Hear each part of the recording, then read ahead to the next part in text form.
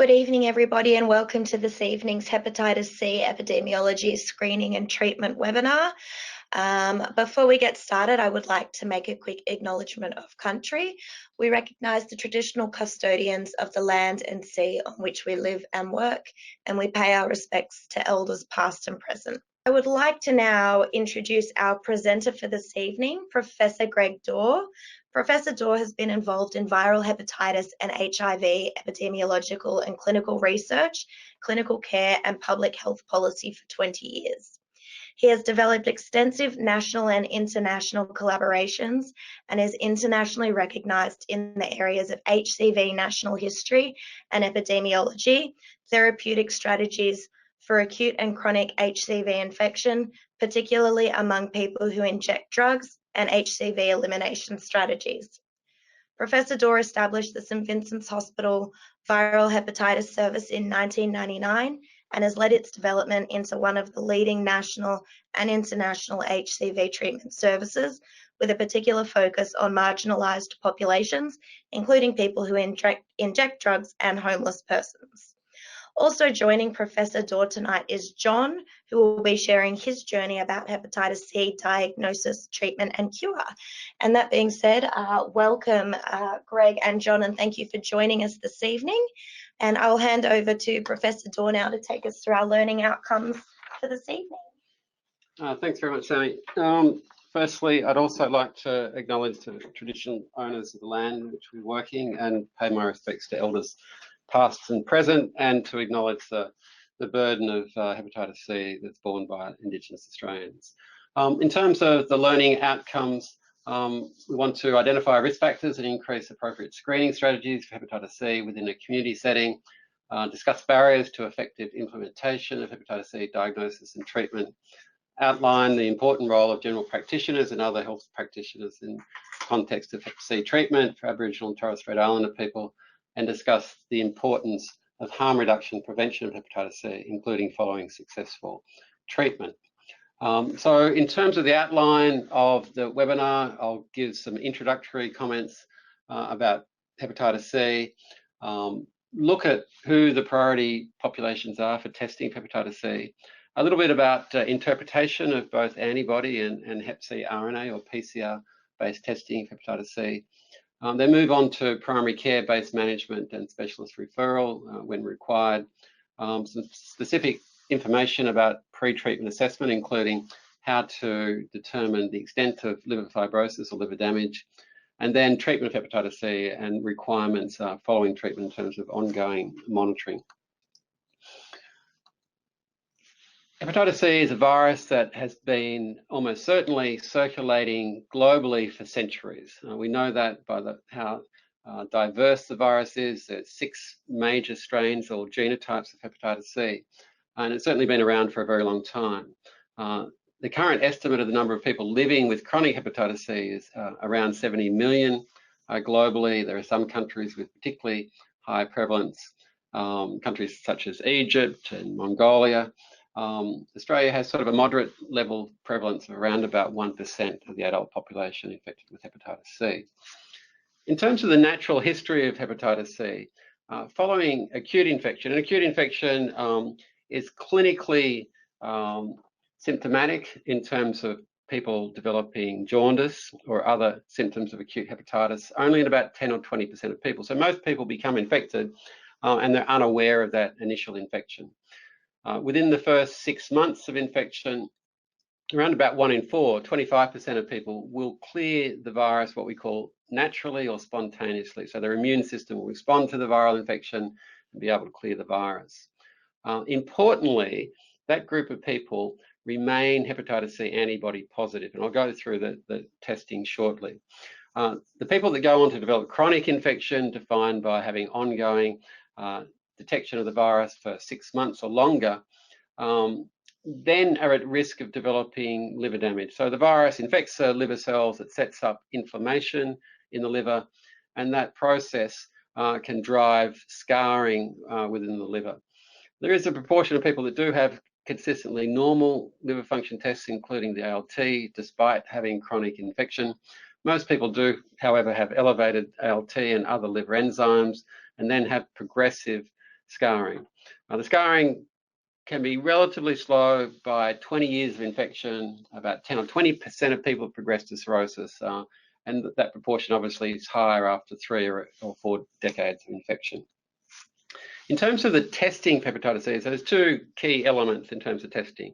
The initial test that is generally done is the antibody test, but that is a marker of infection at some stage. So if someone is just antibody positive, then clearly we need to determine whether they have active infection or not. So the second test that's undertaken is a PCR test generally for detection of the virus, so Hep C RNA test. So someone who's antibody positive and also PCR positive for RNA is currently infected, so has active infection. Then you have a group of people that will be antibody positive, but on PCR testing will be RNA negative. So that just tells you that at some stage in the past they've been infected but are not currently infected. And then you have people that clearly will be negative on both antibody testing and RNA, and they've never been infected. It's important to state in terms of that second group that someone who has a profile of a positive antibody and a negative PCR test can either be someone who's cleared the infection spontaneously, or someone who in fact has had clearance of the infection with treatment.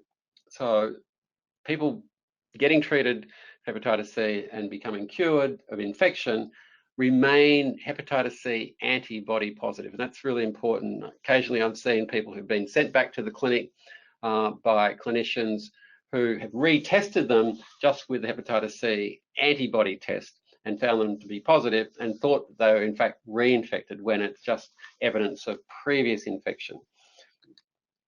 In terms of who is at risk of hepatitis C, these are sort of risk levels. So in Australia, at least, the most common risk factor for hepatitis C is sharing of injecting equipment in the setting of illicit drug use.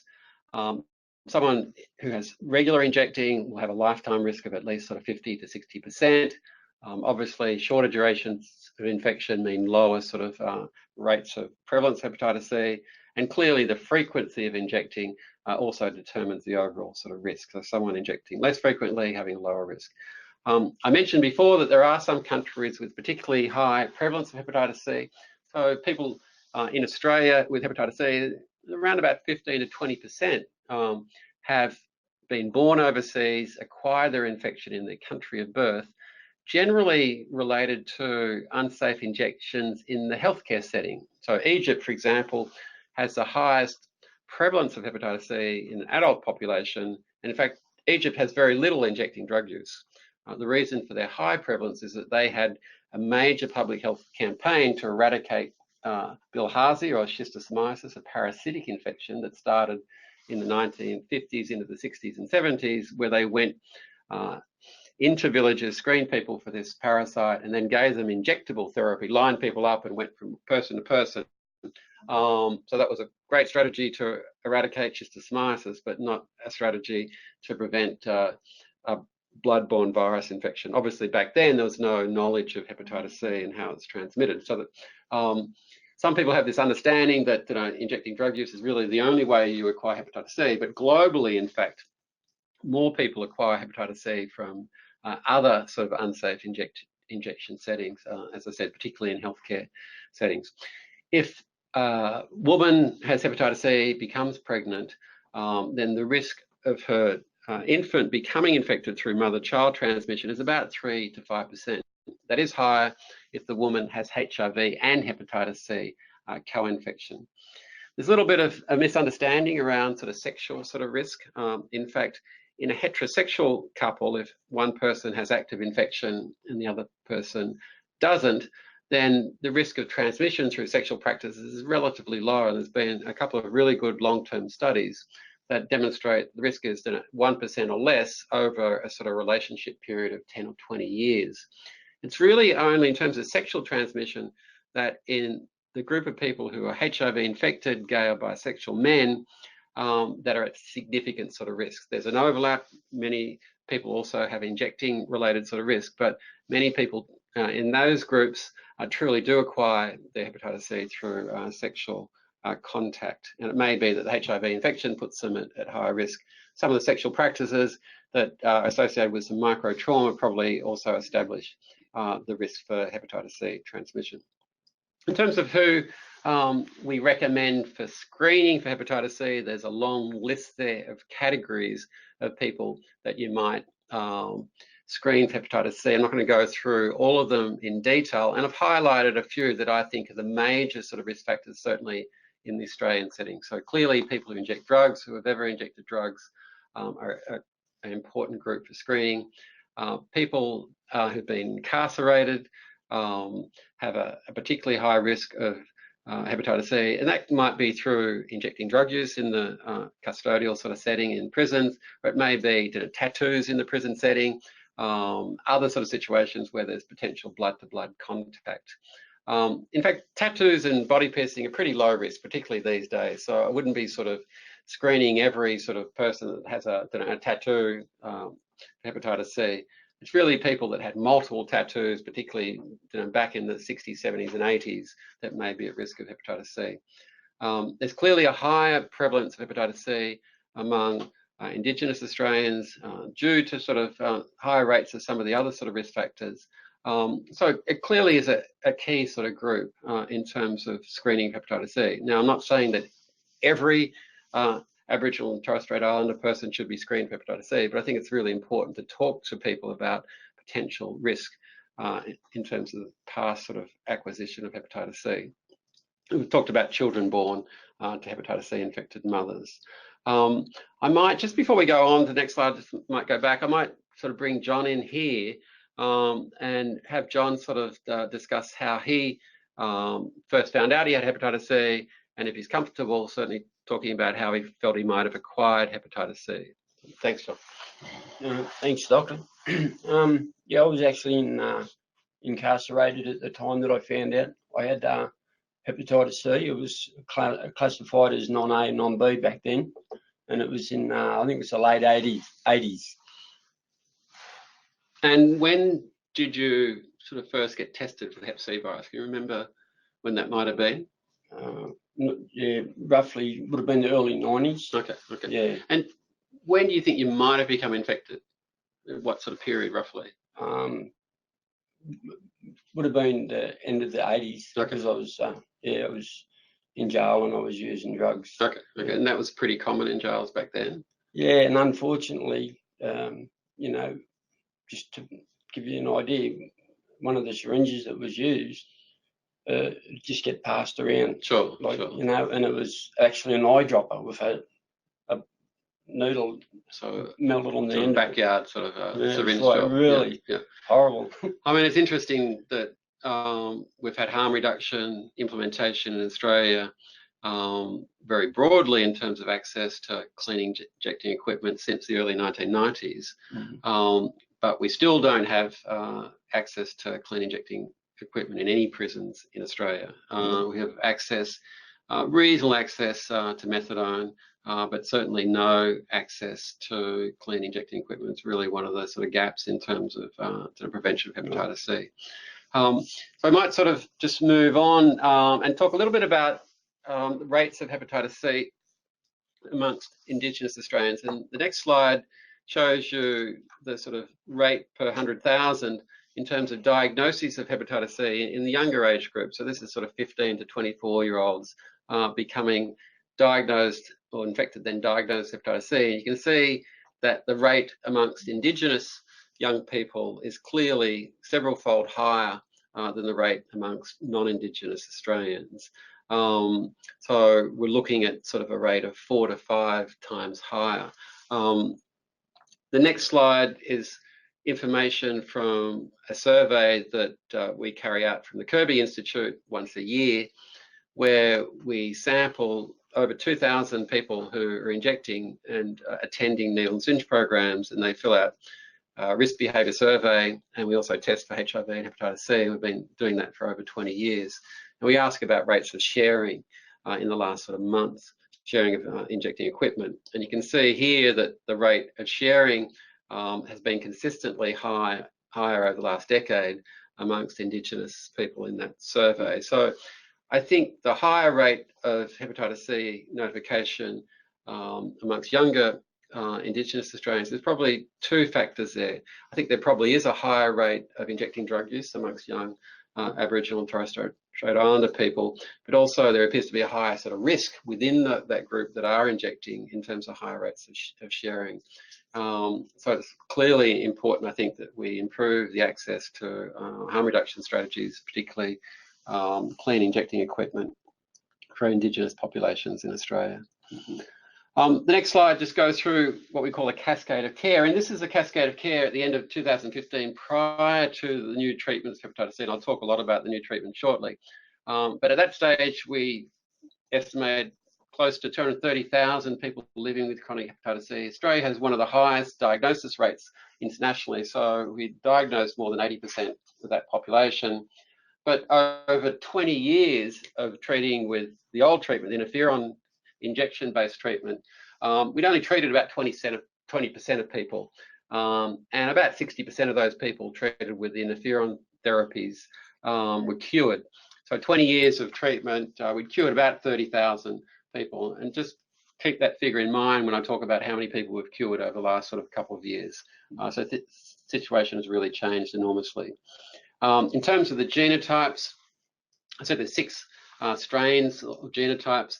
In Australia, there's 2 major ones. There's genotype 1, which is about 55%, genotype 3, 35%, and then we have a bit of other genotypes too, genotype 4, particularly people who migrated from Egypt, genotype 6 from Southeast Asia. The important thing, and I'll show you this with the new treatments, is that all these strains of genotypes hepatitis C are very easy to treat with these new therapies. With the old interferon-based therapies, genotype 3 used to respond pretty well, and genotype 1 was much harder to cure. But now, with these highly effective direct-acting antiviral therapies, the cure rates are 95% and higher across all the genotypes. I wanted to talk a little bit about liver disease progression. So, as I said before, we estimate about 10 to 20% of people develop cirrhosis in the first sort of 20 years of infection, and there are a few key things that increase that risk. Men seem to have a higher rate of disease progression. If you're co-infected with HIV or chronic hepatitis B, have a higher rate of progression, and also particularly heavy alcohol use can, not surprisingly, sort of accelerate that progression to cirrhosis. Again, coming back to these new treatments, the important thing is that the cure rates are very high, and also once cured, the sort of reversal, the regression of this underlying sort of scarring process is also seen in the majority of people, even from the stage of cirrhosis. When I went through medical school a couple of years ago, I was sort of taught that cirrhosis was irreversible liver damage. Back then, there was really no evidence that you could reverse cirrhosis. The thing that was discovered through hepatitis C and curing hepatitis C is that's absolutely not the case. We can certainly reverse cirrhosis. In fact, the majority of people who have cirrhosis, particularly relatively early cirrhosis, if they're cured of their infection, then they will have reversal of the underlying extent of that liver damage, which is really amazing to see. So the next slide just shows you that sort of evolution of hepatitis C treatment. Back in the dark old days of interferon monotherapy from the mid-90s, it was just injections. That's it. And the cure rate was only about 10%. We then added a tablet ribavirin that increased the cure rate to 40%, changed the formulation of the interferon a bit to enable it to be given once a week rather than 3 times a week. That didn't do much other than making it a little bit easier to take. And then the next sort of step was the first of these classes of direct-acting antivirals. Initially, the protease inhibitors, telaprevir and boceprevir, came along, and they were added to the interferon and ribavirin treatment, which did improve the cure rates, but they had particular side effects of these new protease inhibitors. So what was happening was that the cure rate was improving, but the toxicity was getting worse. So people were less likely to tolerate these new regimens. It was only then when we were able to get rid of the interferon component and combine these new classes of treatment. And there's 3 major classes. There's protease inhibitors, what we call polymerase inhibitors, and NS5A inhibitors, and generally 2 drugs one from each of one from at least 2 classes are combined into these regimens of direct acting antivirals. And you see a long list of those at the end there.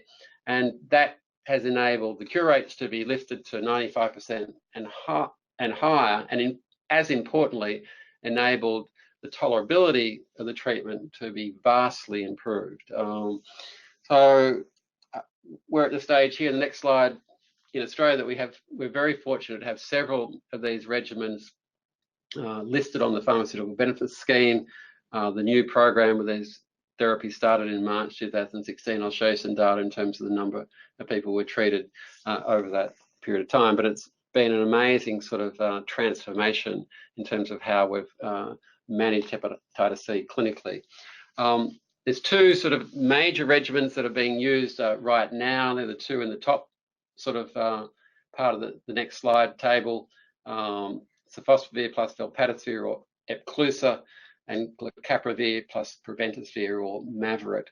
And the key to these 2 regimens is that they're active against all the genotypes of hepatitis C. So in a sense, you don't even really need to know what the genotype is today. There's still a requirement to report that when you ring up for authorization to PBS for the drugs.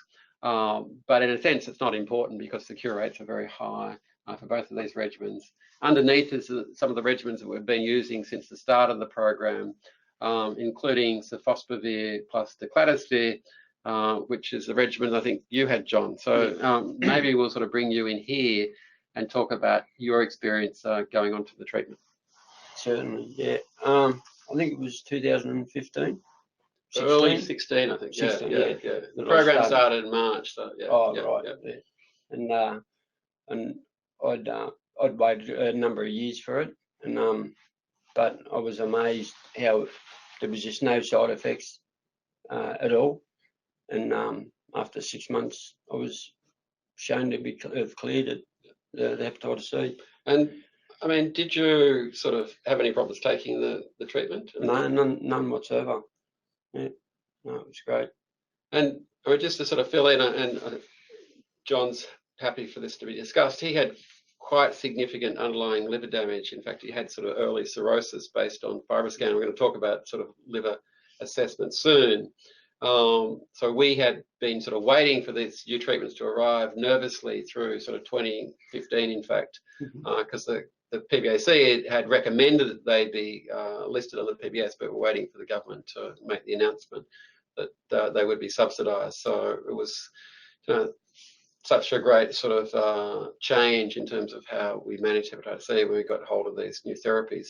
It's interesting that because John had underlying cirrhosis, the treatment with sofosbuvir plus decladisvir was in fact 24 weeks of therapy. That's right. But with the newer treatments, so with sofosbuvir and velpatasvir, or in fact glecaprevir and preventosvir, if you had genotype 3 and cirrhosis, it would only be 12 weeks of treatment, and the cure rates are as high, if not higher, than sofosbuvir plus decladisvir. If you don't have cirrhosis, the glecaprevir, preventosvir duration is only 8 weeks. So it means right now, with these new treatments, we're treating people for 8 or 12 weeks, and that's it. It's very uncommon to have to treat people for longer than 12 weeks these days. So it has really improved enormously. So look, I think it's clear in terms of what I've been discussing, the key advantages of DA therapy, but they're sort of listed there. So relatively few side effects. Some people get a bit of a headache, some people get a little bit of nausea. So there has been some side effects. I'm not saying that these therapies are without their side effects, but it's such a vast change from the interferon sort of containing therapy days when people got terrible side effects. There's a question that's come through from Alice. If you use a pangenotypic treatment for an initial Hep C infection and the patient is reinfected with a new hepatitis C infection, can you use the same treatment again? Very good question, Alice. So yeah, you can, because the new infection will be what we call a sort of wild type or a new strain of the virus. So if you've been effectively treated and cured, then the next infection that you acquire is not going to be a sort of a resistant sort of virus. So you just treat that new infection in a sense on its merits. So there isn't anything really different that you would do compared to the first infection treatment.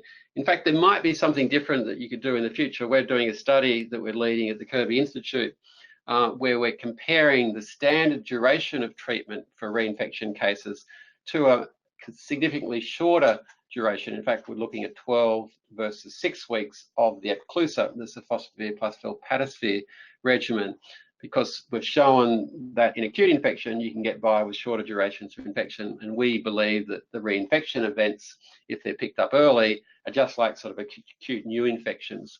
And we will be able to get by with treating for a shorter duration. So in fact, reinfections will be even easier to treat rather than first infections. Another question's come through from Salman. Could you repeat which patients need treatment for 8 weeks and which ones for 12 weeks? Yeah, I'll just go over that again. I'll just go back to the previous slide where I've got the regimens in the figure in the table there. So for people who are what we call treatment naive, so have never been treated and do not have cirrhosis, and in fact, now that's probably more than 90%, maybe even 95% of the people remaining with chronic Hep C in Australia, then it's pretty straightforward. And I've got some algorithms a bit later on, but the decision for that group, treatment naive without cirrhosis, is they can be treated with either sofosbuvir velpatasvir for 12 weeks or glecaprevir preventasphere for 8 weeks. So it's just the only difference between those two therapies is the Epclusa, sofosbuvir velpatasvir, is 1 tablet a day. So it's 2 drugs combined in the 1 pill. Glecaprevir preventasphere is also 2 drugs combined, but you have to take 3 tablets. You take them once a day at the same time, but it's 3 pills instead of one pill. So look, they're very, very similar. If you feel that people would be better off taking a shorter duration of time, you want to get the treatment finished in as little time as possible, then the glecaprevir preventasphere is probably a good choice. The advantage of Epclusa, sofosbuvir velpatasvir, is it's sort of it's one size fits all. So whether you have cirrhosis or not, the treatment duration is 12 weeks. So there's not too many sort of differences in terms of the algorithm to remember with that regimen. It's you can give everyone 12 weeks, irrespective of the stage of liver disease. Okay, so I'll just sort of go on to the next slide, which just shows you the benefits of cure. So look, I think there are clear sort of benefits. A lot of people have symptoms related to hepatitis C, reduced quality of life, and we often find that even during the treatment, some people say they feel better once you suppress the virus. There's also evidence that some people have neurocognitive impairment, issues with attention and concentration, and once infection's cured, we can see changes, improvements in that sort of area. Clearly, people have advanced liver disease, that sort of regression of the underlying sort of liver disease is really important.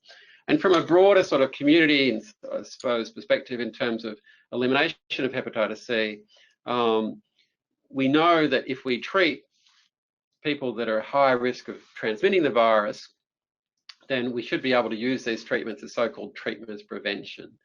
We're already seeing, and I'll show you some data shortly, a large reduction in the sort of, in a sense, the pool of active infection within people who inject drugs, because sort of so many people have come forward for treatment, which is great.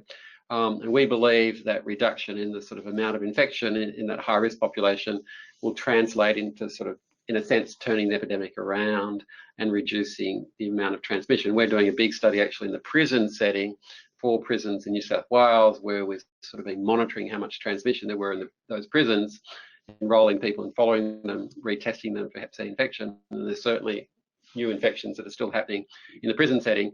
And then we started to rapidly scale up to treatment from mid last year, and we're looking at the impact of that treatment on transmission of Hep C within the sort of prison setting. So that'll be really interesting to see. Okay, so the next slide just goes through the sort of requirements for DA therapy under the PBS scheme.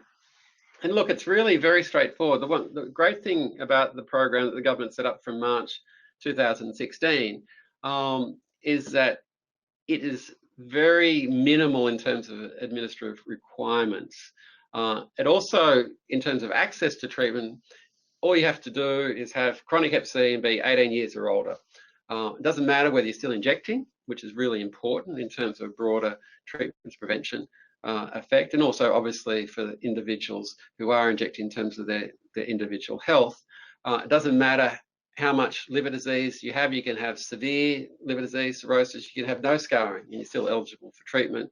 And any registered medical practitioner in Australia can in fact write a prescription for these new therapies. If you are not an experienced clinician, then you do need to get approval or be in contact with a specialist. The patient doesn't have to go and see the specialist. You just have to send the details of the case, and I'll go through a little bit later how that can be done. But you need to sort of liaise or contact a specialist and send through the key sort of clinical demographic details and what treatment regimen you plan to use, and then the specialist can sort of sign off on that, and then you can go ahead and write the prescription. It's an authority prescription. And we generally just ring Canberra. You can send the script in, but we generally ring Canberra. Only takes about a minute or two to get the authority through. They ask about, obviously, Medicare details. They ask about what genotype the patient has. They ask whether the patient has cirrhosis or not. And then they obviously ask what regimen and what duration that you want to use the regimen for. So it's minimal in terms of those details that are required to be sort of reported to be PBS, and we've found it to be very, very straightforward, very different to most countries around the world. Okay, and this is one of the things that was set up through the Kirby Institute in collaboration with ASHEN, which is the Australasian Society for HIV, Viral Hepatitis and Sexual Health Medicine. And we've got a large study called Ricci study where we're looking at sort of real world treatment outcomes with these new therapies. But within the context of that study, we've also set up an online form that can be completed with the key demographic clinical details of the patient. And then that form gets sent through to one of the specialists attached to the program, and we turn around the approval within 24 hours. So we're sort of given a guarantee that approval will be quick, and I think really important to get that turnaround done. So if you're interested, the details are there in terms of how to access the online form. Very happy for people to email me at the Kirby Institute if they want to have sort of further discussion around that. But it's a relatively straightforward process, and we're really keen to get more and more people involved in terms of hepatitis C prescribing. Okay, to the numbers. You can see here on the next slide that in the interferon-based therapy era, we're treating pretty small numbers. Remember, I said that 230,000 people had chronic Hep C in Australia. Well, up until the new treatment regimens became available, we're only treating about 3,000 a year. So 1 to 2% of people we were treating each year. We got a little bit of access through some of the drug company compassionate access programs during 2015, and then the government program started in March 2016, and you can see this remarkable increase in treatment numbers. A little bit lower in 2017, but combining those sort of years, we've treated close to 60,000 people over the last couple of years, and that represents just over a quarter of the people living with chronic hepatitis C. Importantly, in terms of treatment uptake, people who are injecting drugs are really coming forward for treatment, which is absolutely wonderful. Obviously, great for their individual health, but also great in terms of the potential to use these treatments as treatments prevention. And this is back to that study that we run once a year, the annual needle and syringe program survey, where we look at treatment uptake. And we also test for both Hep C antibody and Hep C RNA. And I've just compared the non-Indigenous to the Indigenous subjects in that study. And you can see on the sort of y-axis on the right, that's the proportion of people that have been treated. So the non-Indigenous population up to 2017, I think the study was done in October, 44% of people had received some form of hepatitis C treatment, mostly since the new therapies became available. The rate of treatment is a bit lower in the Indigenous population, but it's still a relatively encouraging sort of 31%. And you can see in the active infection, the sort of darker brown area, that's dropping. So this is active infection amongst people with chronic infection at some stage. And you can see that that is reduced from sort of above 95% in 2015 to around about 70%, a bit under for the non-Indigenous and a bit higher than that for the Indigenous. So really encouraging evidence that we are reducing the pool of sort of active infection within high-risk populations. So I mentioned the Ricci study before, the study that we've been running for the last sort of year or so, where we're collecting information on treatment and treatment outcomes in a large sample of people commenced on these new therapies from different sort of service settings, not just the large tertiary hospital clinics, but also drug and alcohol clinics, primary care clinics. So importantly, we're showing incredibly high cure rates across all these settings. And you can see the overall cure rate around about 96%. It doesn't matter whether you're HIV positive or negative, higher cure rates, a little bit lower in people with cirrhosis, but still an encouraging 92%, a little bit lower if people have had previous hepatitis C treatment, but again, still 92%. And importantly, whether someone had ongoing injecting drug use or was on methadone or buprenorphine didn't impact on the treatment sort of cure success. So very, very encouraging data from the Ricci study in terms of the efficacy of these treatments. So in fact, this is sort of repeating that slide I showed you earlier, where we had 227,000. This is our estimate of the number of people living with hepatitis C at the end of 2017, and we're down to just over 180,000. And importantly, because we've treated so many people with more advanced disease, with cirrhosis, like John had before the treatment, and a lot of people that were previously treatment experienced, we're left with the vast majority of people who are pre-cirrhosis and treatment naive. And that makes the sort of treatment much less complex. I said before, for people in that category, they can either have 8 weeks of the Mavorite regimen or 12 weeks of the Epclusa sort of regimen, and really very, very straightforward in terms of the treatment algorithm. So that's good news going forward. And we've changed the way that we treat overall. So in the old days, certainly in the interferon days, we had referral of people from a range of different sort of clinics into generally large hepatitis or liver disease clinics. But what we're trying to do, because we've got this broad sort of possibility in terms of who can prescribe the therapies, is have this sort of exchange where we're treating a lot of people in the community in a range of different settings. We still have people that will be referred through to the tertiary setting, people with very advanced liver disease and complications, and people with complex management problems. But we're anticipating that the majority, if not the large majority of people, will be treated at the primary care and community sort of level. And the reason why primary care is pivotal to the hepatitis C response is that clearly primary care is the first line of engagement for the majority of patients with Hep C. It's central to management of obviously a large number of chronic diseases. And it's interesting in the context of HIV treatment, more than half of people with HIV treated with antiretroviral therapy are prescribed their treatment by general practitioners who are sort of upskilled and become sort of subspecialists in HIV management.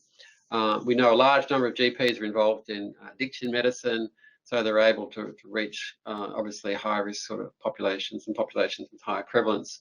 And primary care is best suited to treat because Hep C shouldn't be treated in isolation, but certainly in the context of the whole person. I still don't mind seeing patients at the tertiary level, so happy to sort of have people referred through. But I've been also one of the leading advocates for getting more and more general practitioners and other sort of physicians involved in hepatitis C. The more the merrier. And once people get involved and start treating people, I think the empowerment that comes from curing the vast majority of people that you treat is so important for someone involved in clinical medicine. And often individual patients may have a number of sort of chronic disease issues, but here's an opportunity to, at least with hepatitis C, provide a very high sort of prospect of cure. So it's a great area of clinical medicine to be involved in. The next slide just reflects that expanding involvement of other clinicians. You can see back in March 2016, when we started the program, that more than 70% of people were treated by specialists, either gastroenterologists or infectious disease specialists. And now the general practitioner and the other sort of clinician group are expanding in terms of the proportion to the point where, by mid 2017, in fact, the majority of people being initiated on treatment had their prescriptions written by those two groups. Really encouraging. I wanted to go through a little bit about pre-treatment assessment, including liver biopsy. So there's a number of things that we generally do prior to starting people on treatment. The genotype we still do. We may not do it in several months' time. I think it might be removed as a mandatory requirement. Still is a mandatory requirement, but because we've got these pan-genotypic regimens now, it's less important. We do a blood count and liver function, obviously, and biochemistry. And we generally, obviously, test for other bloodborne viruses and other hepatitis viruses, so HIV, hepatitis A and B. Then we do staging of liver disease, and I'll go through the different methods to determine whether someone has cirrhosis or not. Cirrhosis is still important, even if you're treating for the same duration as you can with sofosbuvir plus velpatasvir, the Epclusa regimen. It's important to know who has underlying cirrhosis because they need ongoing surveillance for potential hepatocellular carcinoma, as even if people are cured, there's still a small risk of primary liver cancer. So we recommend ongoing, generally ultrasound-based surveillance. Then obviously select the appropriate treatment regimen, check for drug-drug interactions, and I'll mention in another slide how you can do that. Then monitor people during treatment and check for whether they're cured, the so-called sustained virological response test for the virus by PCR methods, generally 12 weeks after the end of treatment. And then I'll talk about some follow-up sort of post-treatment. So look, there's various methods that you can utilize to determine whether someone has cirrhosis. You can sort of do the old sort of fashioned stuff, taking a history and talking to people about their comorbidities and actually doing a physical examination. That's still very important because sometimes just through the physical examination, it's clear that someone has cirrhosis. They've got signs of chronic liver disease. They might even have early liver failure. So it's important not to forget the physical examination. Some of the simple laboratory tests can give you an indicator as well. So for example, if the platelet count is significantly reduced, that's generally a marker of portal hypertension, which is seen in people that have cirrhosis. Now, there are other causes of low platelet count, but it's a sign of more concern when you see a platelet count, particularly when it's sort of under 100,000. But any sort of level of thrombocytopenia would be important. There are sort of biochemical markers. In fact, the APRI score, and I'll talk about that in a minute, is the AST to platelet ratio index. So it uses the AST level and the platelet count to determine an APRI score, and that correlates very well with cirrhosis or not. So if you don't have access to so-called FibroScan, which is the next method there that we utilize, certainly in the clinic at St Vincent's Hospital, and have done for over a decade, in fact, but many sort of practices will not have access to FibroScan. A lot of the big radiology practices are starting to do shear wave elastography, so you can talk to your radiology practices to see whether they have that technology. And that can determine how much underlying fibrosis there is. And obviously don't forget about an ultrasound, because if you do an ultrasound and someone's got features of cirrhosis, a big spleen, then look, you don't ever need to do a FibroScan. Okay, so a question's just come up from Salman.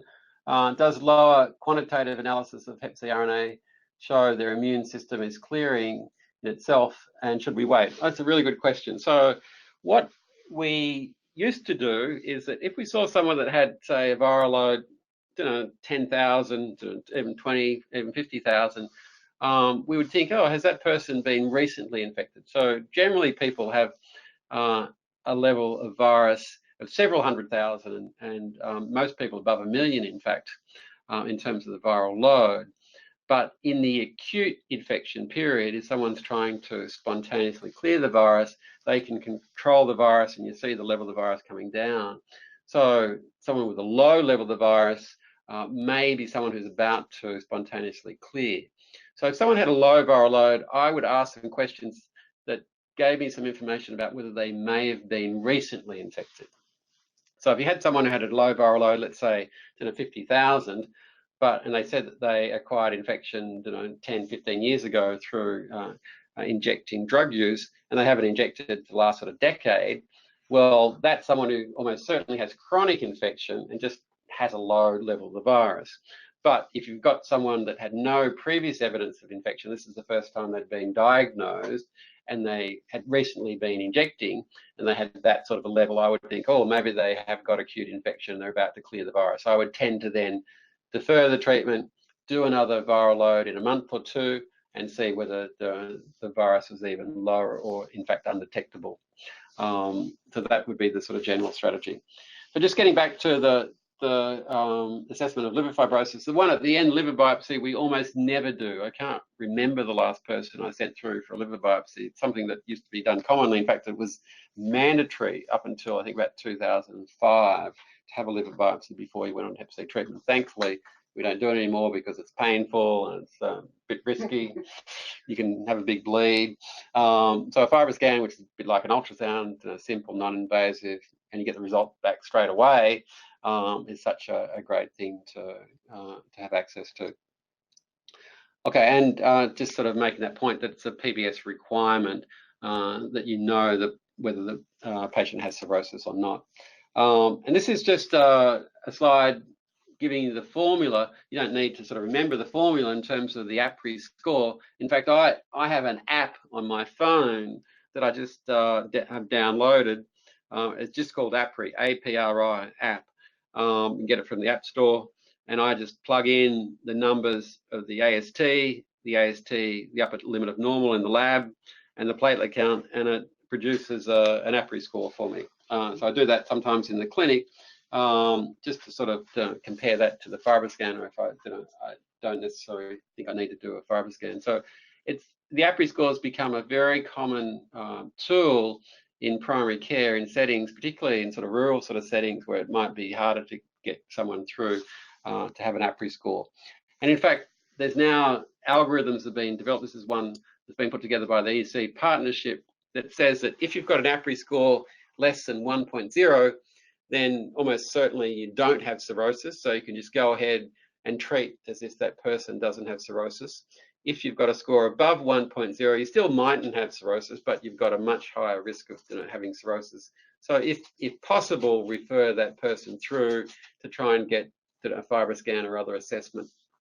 Now, if you don't have that as an avenue for further liver disease staging, then for the person with an APRI score above 1.0, you can treat them as if they have cirrhosis. So we're trying to encourage people to go ahead and treat with these new therapies and not have this sort of disease staging become a barrier to moving forward. So use different technologies if you have access to them. If you don't, then use this very simple sort of blood marker-based test. Now, in terms of guidelines, I've got some information here on sort of the website for PBS in terms of the general statement and the eligibility, but more importantly are the Australian recommendations for the management of hepatitis C virus infection, a consensus statement, and they're continually updated. So we just recently updated them to include the most recent regimen that's been added, the glecaprevir plus preventosvir regimen that's been available since the 1st of August. So the new guidelines have been updated online. So if you are getting involved in Hep C treatment, download those consensus guidelines and have a look through. And then ASHEN, as I mentioned before, the Australasian Society for HIV, Viral Hepatitis and Sexual Health Medicine, has been involved in a lot of sort of education around hepatitis C and have produced some nice sort of algorithms in terms of what treatment regimens can be used.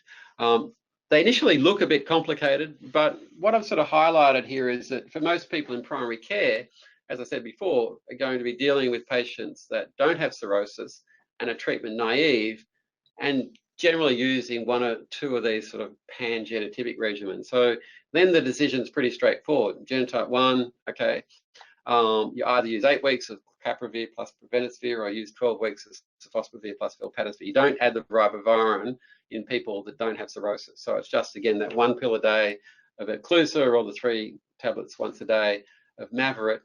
So it's much more straightforward than the algorithm initially looks.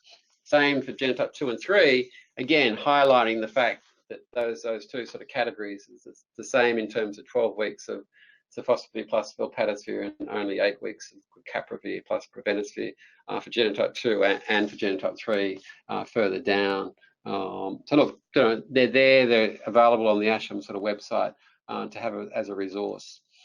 This is the drug-drug interaction. Again, I've got an app that I've downloaded called Hep Eye Chart.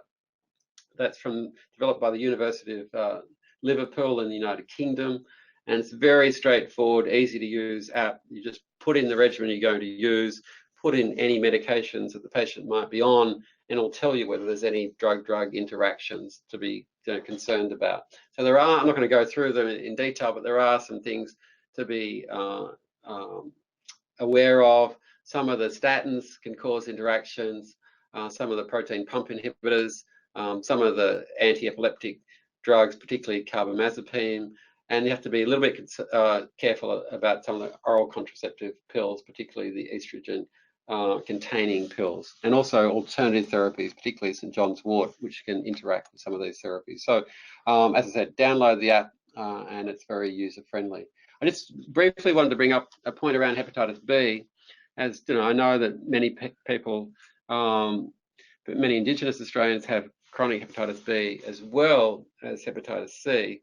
And there has been a bit of an issue in reactivation of hepatitis B during hepatitis C treatment.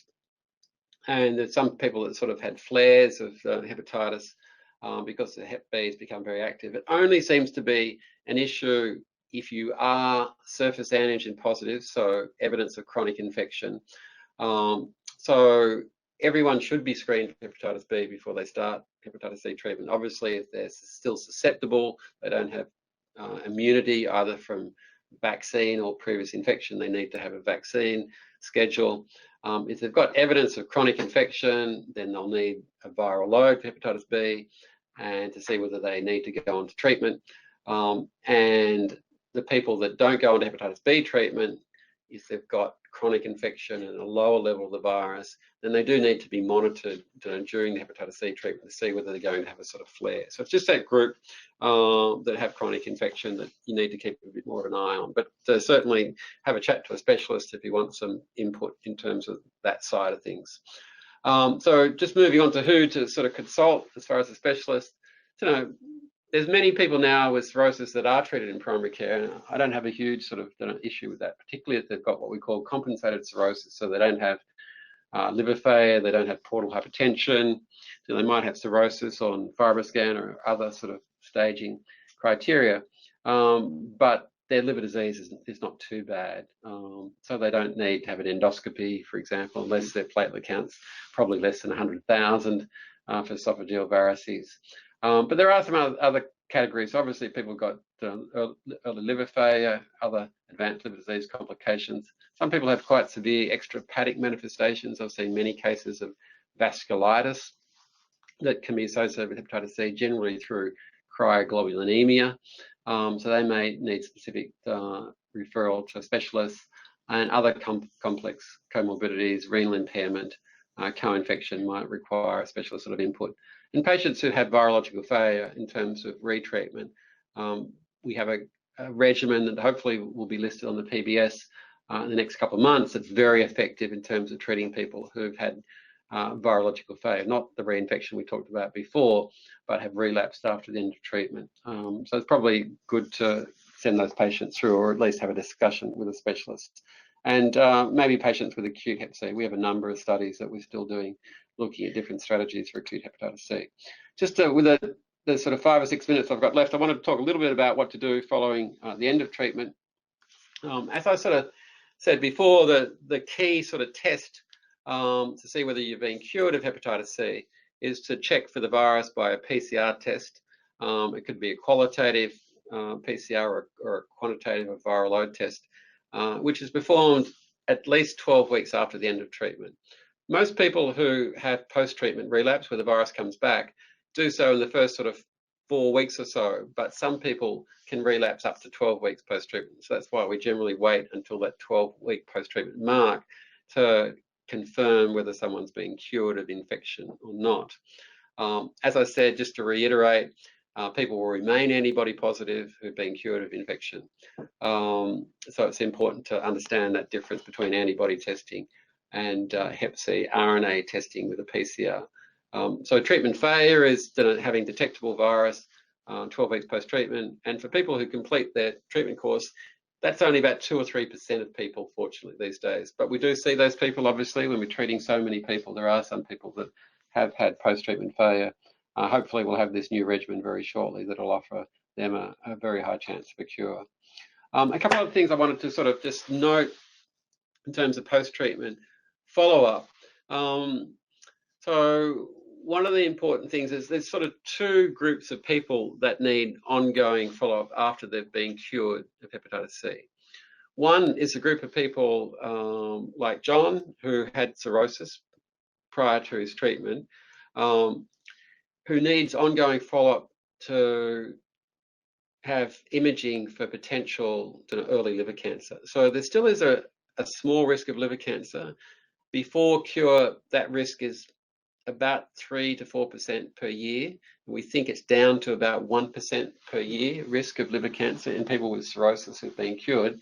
So that's why John sort of stuck coming back to see me every 6 months or so to have some ongoing monitoring. The other thing that when John comes to see me that we do generally is to do a repeat FibroScan, and it's been really encouraging that with John's sort of FibroScan levels, it's gone from, I think it was about 18